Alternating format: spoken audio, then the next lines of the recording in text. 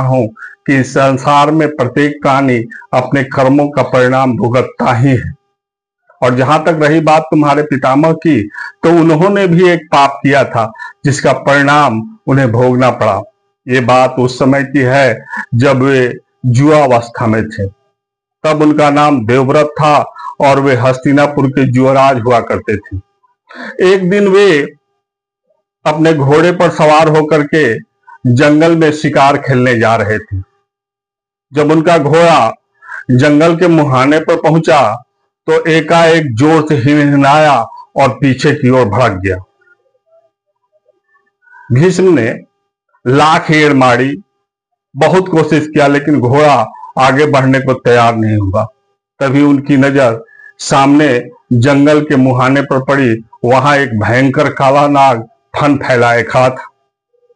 उस नाग के नजरों से घोड़े की नजर मिल चुकी थी, इसीलिए घोड़ा आगे नहीं बढ़ रहा था। उन्होंने नाग से कहा कि तुम हट जाओ मेरे रास्ते से, लेकिन नाग पर इसका कोई प्रभाव नहीं हुआ और वो फिर तन के खड़ा हो गया। फिर इन्होंने कहा कि हट जाओ मेरे रास्ते से, फिर उस पर कोई प्रभाव नहीं किया पड़ा।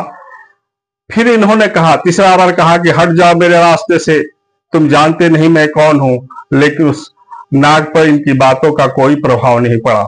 तब इन्होंने अपने कांधे से धनुष उतारा और बाण में लपेट करके उस नाग को बहुत दूर जंगल में फेंक दिया।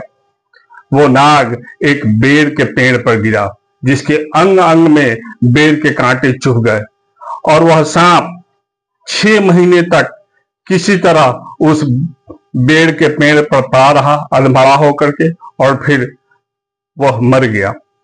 उसी कर्म का फल तुम्हारे पितामह को भोगना पड़ा, क्योंकि सर्प एक वन्य प्राणी है और वन क्षेत्र पर सबसे पहला अधिकार वन प्राणियों का होता है।